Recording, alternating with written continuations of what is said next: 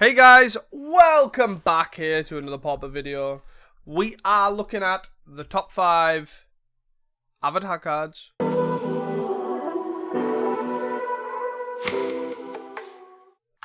So guys, welcome back here. Apologies for the absence as of late. There is a video coming out probably tomorrow now. Where I do explain, obviously, I'm balancing a few things in life, in the real world, unfortunately. So we will sort of look at trying to get back in the swing of things. I do miss doing this. This is obviously something I really do enjoy and I'm very passionate about. So thank you all for sticking with me and showing me some support. Obviously, I really appreciate it. If you have missed me, I still do the weekly podcast. I've still managed to keep that up. I've currently just released an episode with Callie. Last week we did an episode with Reese before he flew off on his blinking honeymoon and had a good time and all that sort of good stuff. So we talked about what we'd like to see and what cards we like the look of. But this is going to be my top 5 now that the set is out. So first impressions, first of all, I'm going to do both the TLA and the TLE set, which is the like sort of jump starty set and then the standard set. There are different cards in them. There are different things just to make everything confusing. But some cards are printed at common, so therefore we have to review them as that. Anyways, so first of all, I just want to go about the set, right? This set feels, regardless of power level, because I don't think the power level is quite there. It's very similar in the vein of like Spider-Man and stuff. I do like the feel of this set, though. That is one thing that I definitely do like. It feels like a Magic set. It feels like if you took away all the avatar references and the picture, like you took away the pictures, right? And just put generic pictures in, I would feel like this was a Magic set and I would feel entrenched in it because it uses existing Magic stuff, right? You've got airbending, which is like some sort of like adjacent to something that we already have. You've got lessons we already have. You've got allies, which you already have. Earthbend's an effect that we've already had. Firebending's it's not out of the ordinary. It doesn't feel out of the ordinary. You've obviously got hybrid stuff. You've got reprints. You've got like reprints of really old Portal 3 Kingdoms cards. It just feels like a Magic set, which is really cool. Anyways, we're going to go over a few cards. We've got a couple honorable mentions, first of all. 2, right? You can see over the top, you can get spoilers. You can see over the top what they are. 1, 2. I think 2 honorable mentions. Then we've got 5, 4. And then these 3 are together. And then these 2 are the top. So you can also cheat if you wanted to, but that's besides the point. So, we're going to go for the honorable mention first. So, Treetop Freedom Fighters. We talked about wanting to see some ally support. Obviously, we didn't get massive ally support, right? We just got a lot of creatures with ally type. And this is an interesting one in like an aggressive deck, because it's 2 allies in 1. It's 3 mana for a 2-1 with haste, which is obviously okay. It's not amazing stats, like a 2-1 haste is sort of alright, but you make another 1-1, right? Which is also another ally trigger. So you can make something bigger, you can do whatever, like this gets haste off Rally the Hornberg, all that sort of stuff. So there is that, and that's why I think it has potential. I think it'll take a lot of work to obviously understand these allies and see what's available and see what it looks like. But that's the idea. Short and sweet. I think that this is a interesting ally to add to the list, and it could potentially make some sort of memey looking ally deck. We'll definitely see. The next one is the lands, right? So we've had these sort of lands before. From New Capenna, right? So the only difference is between this land and the New Capenna on the tramway station is that it's colourless. That's the only difference. But there's also a small difference in the fact that we now have enemy coloured ones. Here, like, so we have blue-red. So it was just ally coloured in New Capenna, but it's also enemy coloured. So you get double up, right? So first of all, I think Boiling Rock Prison is better than Tramway Station, which has seen play in Mogwarts in the past. So that's something to sort of bear in mind, that if you are going to play this, I'd play this one over the Tramway Station. And the reason is you make infinite red mana. So this can draw a card off your infinite red. The Tramway Station can't, it needs a black. But also you've got like blue-red and blue-green and stuff, which could sort of see play in decks that like control decks, fog decks, that sort of go really big in mana, that you could need an extra card. So I wouldn't be surprised if this sort of seen play. in that sort of shell. Those are the 2 honourable mentions. Next we have number 5. Number 5! Big animation. Is Zuko's Exile. So this is a lesson. And you'll sort of see a theme that most of these are lessons, but not necessarily for the lesson sort of subtext. So this is Zuko's Exile, which is 5 mana, instant lesson, exile target artifact, creature, or enchantment. Its controller creates a clue token. So there is an introduction to Annihilation, I think it's called, which is exile target permanent or non-land permanent, and its controller draws a card. So first of all, the big difference between that and this is that's a sorcery, this is an instant, which is a massive difference. Exiling a creature at instant speed is infinitely better than Annihilation. Knowing you play this over Annihilation means you can't combo off with some sort of creature combo. You can't do this. Like you can interact at a certain point because it's instant. Like that's a given, right? So creating a clue is also a lot better than drawing a card. It gives them a piece of cardboard which they can say Deadly Dispute effect away, but if they naturally are going to draw a card off it, they have to put 2 mana in, which is also then a lot better for you. But the main thing I'm thinking about this is something like Monstertron, right? Monstertrons existed in the past, or Colorless-tron, or Cascade-tron, or whatever you want to call it. It doesn't have any removal. This is a colorless removal spell, which is actually not awful. The rate's pretty bad, right? 5 mana to kill a creature is pretty poor. But for colorless, you take what you can get, right? And it can hit everything, pretty much everything. It exiles too. Also very relevant. Can hit artifact lands. Can hit bridges in response to a Cleanse on Wildfire or something. Not that they'll be targeting, the bridges with your Tron stuff in play. There's a lot of bonuses to this. And then on top of that, you've also got the fact it's a lesson. So say you want to play green Monstertron. You've got Cram Session. You've got potentially the black one as well, the Hunt Specimen. So you could learn this and pull this out from your sideboard and have a one-of to pull this out. Not awful. You could play Flickertron, play Pop Quiz, maybe. Pull this out your sideboard. Have a 15-card sideboard that you can then teachings for in a really roundabout way. So, in a really strange way, you could obviously have, in Flickertron, you can effectively, in air quotes, gain 15 cards, right? Because you could have Mystical Teaching in your deck, which is normal in Flickertron. A one-of Pop Quiz, which is an instant you can teachings for. You can also play First Aid Class if you really wanted to. It's a red version. It's 2 mana, sort of.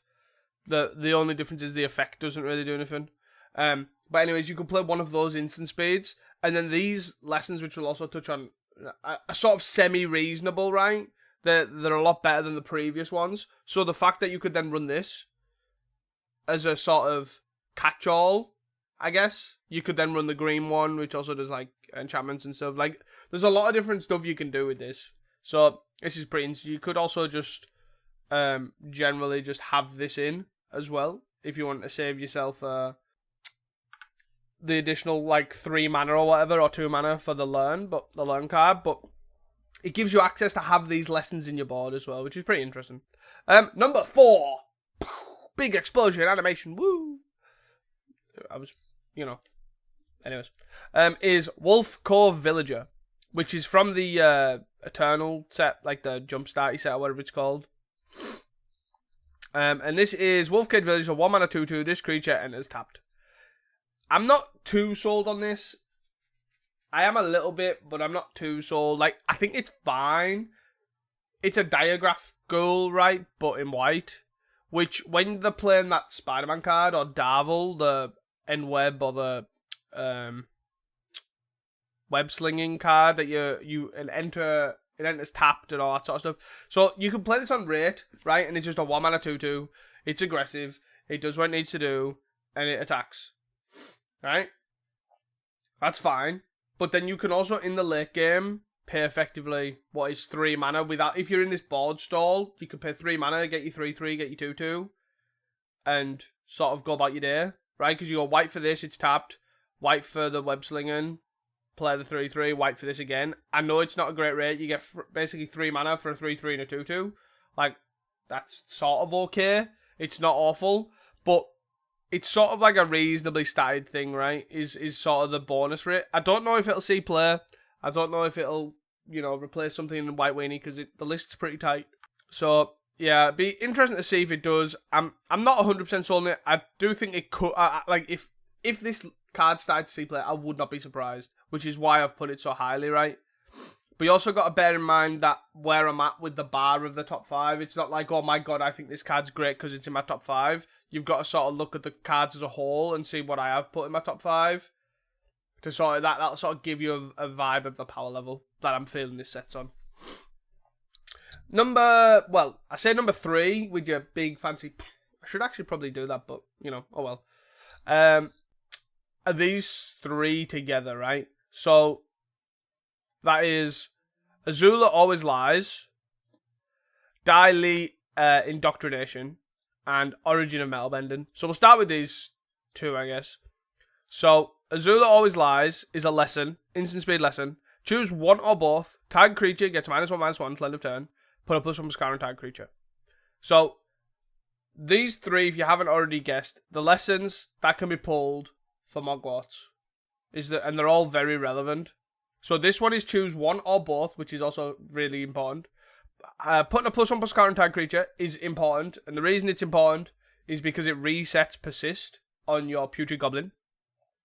So reset and persist means you can effectively sort of pseudo gain mana. Like, you can use it earlier in the turn to then people then put the shields down because you've got this card, but then you just go first air class, I'll pull this, I'll kill this, and I'll put the counter on my guides, reset, and I'll combo off. So that bit is very important. But then the target creature gets -1/-1 is surprisingly important, and you can do it at the same time as putting a counter on. Basically, this target creature gets -1/-1 kills Crackland Shaman is the main thing, right? That's the main thing that it does. Crackland Shaman can be a problem for the deck. It can obviously stop you from comboing off because it can just wipe your board, etc. You can sort of use it to kill Shambling Ghasts or things like that they have in their nature in the hand to sort of go for it. Do you know what I mean? So like that's sort of like a good thing to have access to and be able to do both. It is a bit expensive. 2 mana is probably not where I would want this to be, but for both effects, you can sort of get away with it. The next one here is Origin of Metal Bending, which is another instant speed lesson. It is green, but still, you have ran green in the past. People have ran Riven Chrysalis, have ran Mass Vandal, etc., so it is possible. Instant speed lesson. Choose one, so you can't do both. Destroy target artifact or enchantment. Put a +1/+1 counter on target creature you control. It gains indestructible in the end of turn. So this is a lesson you can pull from your sideboard. You can destroy an artifact or enchantment. Again, very relevant. You can destroy makeshift munitions that Grixis Affinity has access to stop you comboing off. You can destroy an artifact, i.e. a relic or a spell bomb, so you can then carry on comboing off. Or you can put a +1/+1 counter on target creature you control. It gains indestructible. So you can... This also doubles up in 2 reasons, right? It's a counter to reset your Putrid Goblin, which again is very important. Obviously, it doesn't really matter about the indestructible bit, because if it gets the counter to reset, it's got indestructible, then you sack it, comes back, it doesn't have indestructible anymore. But then the other thing, what you can also do, is say you have a weak point. For example, say your weak point is interacting in a certain way with a Skirk Prospector. For example, you've got 2 Putrid Goblins that sat there, they're ready to go, but you have a weak point, and your weak point is this one Skirk Prospector. Usually the way around that is by having another Skirk Prospector in your hand that you can sack that one for to make a red to play the other one. Like, that is not obviously very consistent. You need 2 of the combo, double up on the combo and stuff. But what this does is you get to basically go first air class, attempt to combo off. You can then, if you then try and combo off again or whatever, you have this thing to help your weak point, right? You could then go Skirk Prospector. Okay, I will Origin of Metal Bending this guy. It's now indestructible. Are you going to kill it? No? Okay, well, here's the 2 Putrid Goblins. I now have no weak point because I can combo through Graveyard here. I can combo through this. Blah, blah, blah. Like, that is another relevant thing, right? That can come up. Given indestructibility out of a card for your sideboard is really interesting. So yeah, that's why that is also on the list. And then this one is sort of a strange one. It's a lot worse. It is a sorcery lesson, but it is 1 in a black. Target opponent reveals their hand. You may choose a non-land permanent card from it. That player discards a card. Or you can Earthbend Tomb. The Earthbend Tomb is not really that relevant, I don't think. But you know, whatever. It could come up. The main thing is it's a discard spell, but also bearing in mind, this is why I'm not as high on this one. It's not a pilfer. It's not any card. It is a non-land permanent card, which I think if you could pull this and it was a pilfer, I'd be much higher on this, because the big problem now you've got in Mogwarts in particular, as I say, all these three are for pulling cards for Mogwarts, just in case that wasn't clear when we get to the end of this. This card hits a non-land permanent card, which is not exactly what you need. It helps 50% of the answers. So the two big problems for hand disruption for that deck, I guess 3 big problems, is removal, which you can sort of get around. Generally, you don't need hate for that, which it doesn't answer, right, because they are not permanents. Number 2 is Thraben Charm. Thraben Charm's a really big graveyard hit. Obviously, again, not a permanent card. But, again, this first one's like you sort of get around it other ways. So, Thraben Charm. And then the last one is Fairy Macabre. Fairy Macabre, obviously, with the Resurgence of Spy, is a big problem for the deck. This does answer Fairy Macabre, so that is a good thing. It's like, okay, you tapped out. The only thing I lose to, Fairy Macabre. First day of class, grab this discard spell. Do you have it? Check. Okay, cool. Good to go. Let's go. Combo. Yeah. So I think this card I'm less high on, but 3 actual really decent lessons for a deck that already has lessons is really interesting to me. So I'll definitely be trying these out. And I'm interested to see if this does actually put Mogwarts back on the map. Probably not, especially with the High Tide ban. I don't think so, but I actually think the High Tide ban was actually worse for Mogwarts, because now the combo decks are more graveyard focused. But that's by the by. Now this one, number 2, Forecasting Fortune Teller. I really like this card.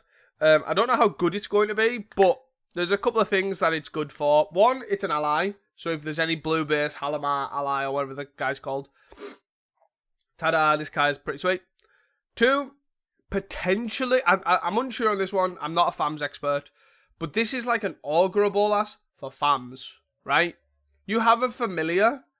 You can play this for 1 mana. It's a 1 mana 1/3 that makes a clue. And then gives you something to do with white mana when you're sort of like snapping off and stuff. It doesn't physically draw you a card like Seagate Oracle does, which is probably the downside. It then doesn't fly like the Modern Age, or doesn't give you that sort of value either. So it probably doesn't work there. But more importantly, it is a 2 mana 1/3 advisor. So it's an actual reasonable statted body that goes in Persistent Petitioner. And I mean that in like a non-sort of memey way as well. Like the deck just needs sort of good stuff. And it just doesn't have that, right? It's not following up with anything good, right? It was playing that 3 mana 2/1 from like 2 sets ago. That was like a crap Seagate Oracle. Like this card's much better than that. And then you get a lot to do with your green with the clue token and stuff. So yeah, I definitely think this card's pretty good. I'd be interested to see if it is worthwhile in Familiars, or if you can play it somewhere else. Like it could be like a Abjure deck as well. It's a blue permanent that creates a clue. So you've got sort of like this Cryogen Relic making clue stuff going on. Then you've also got like a blue card that you can sack for Abjure, but it's also a 1/3, so it blocks rallies really well. Like that sort of stuff. Like it seems reasonable in somewhere like that. Like this card's probably a pretty good one. And then my number one card for this set is probably a bit interesting for most people. It is Abandon Attachments. So this is 1 blue and a red. You may discard a card, draw 2, instant lesson. So regardless of the lesson, which I can't decide if it's going to be good or not. I don't think so, right? Because you learn already Rummage, so you're kind of halfway there without pulling a card. So if you pull this from your deck, you pay 2 more mana for 1 extra card. So it's like a weird think twice, right? Because if you can learn, you can pull a card from your sideboard, or you can discard a card, draw a card. So you pay 2 more mana to discard a card, draw 2 cards. Like, is that worth it? You've basically paid a think twice, in effect. But, I don't know. That's by the by. But the reason this is, it's a blue-red hybrid instant lesson. Discard a card, draw 2 cards, right? So this is another highway robbery, grab the prize sort of card at instant speed. So it's like demand answers in that sense. But it's blue hybrid, which is the sort of important piece that really interests me. We talked about this on the pod in great detail, right? Reese mentioned that you can obviously play this in Tribe, because it's the colours of Inside Out, which obviously is a good thing. So you can play this in Tribe, gives you more outs to circular logic, etc., which is all great, cool, really like that. The other two things that I really like is, because it's blue, you can play more things in Terra, potentially, like getting actual card advantage. You can discard cards that you want in your bin, like deep analysis. Like, you could play more deep analysis is sort of like my thought process here. You could play more deep analysis. It helps, gives you more answers to, like, deem inferior to do that. So that could be interesting. I don't know how good that'll be, but it's interesting. But then the other side of things as well is you can now potentially look at non-red Madness decks, right?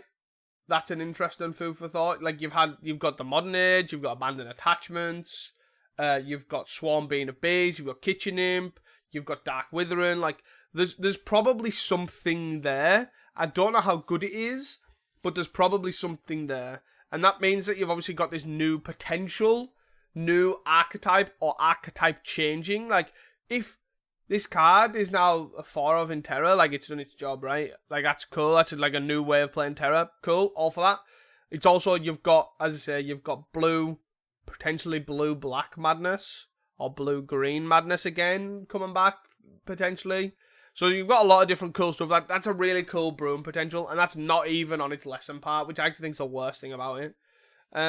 But yeah, that's basically, that's why I really like this card. I think it's got so much potential to be or make something. That's why it's number 1. Like, obviously this set, power level wise, if you can tell, I'm not really super high on. I don't think the power level's massive, but I do think there's potential there to go into certain decks, like especially decks that have got a bit down at the moment, like Tribe, Mogwart, etc. Cascadetron, like, you're sort of supporting the tier 3s and tier 4s and all that sort of stuff, which is fine. But then I think that's also the thing of a format which obviously people have discussed recently, that the power level is so high at the moment since Modern Horizons 3. We talk about it on this week's episode with Calicais, so please check it out on Casting Commons. The power level's that high that basically these new cards have to be incredibly powerful to even make a dent. Which, obviously, Pauper of old, you used to get 3-4 cards. Like, nothing breaks the format. They just add to cool decks. Now you don't get anything. Like, we've had, 5 cards this year or something? Like, Sagu Wildling is probably the biggest thing that we've had this year, which is what it is. But this set is sweet. I'm really excited to brew around this set. I think it's pretty cool. I'll definitely, obviously anything with Lessons and Mogwarts has me interested in, and, we're going to be Goblin comboing. I'll definitely be trying Zuko's Exile in, like, Monstertron, and then we've got this to try Blue-Black or Blue-Green, or even Tribe again, and then this obviously for Petitioner. So I'm really excited for this set. I think it's pretty sweet. We definitely have some cool looking cards. Hopefully Allies get some support as well. So yeah, if you have enjoyed this video, please do not forget to like and subscribe, of course. Thank you for the support. I will try and get back to a semi-regular schedule, so please bear with me. So when I do post videos, please give me the support that you know that you're there. It's really appreciated. And of course, don't forget to like and subscribe. And I will see you guys in the next one. Peace!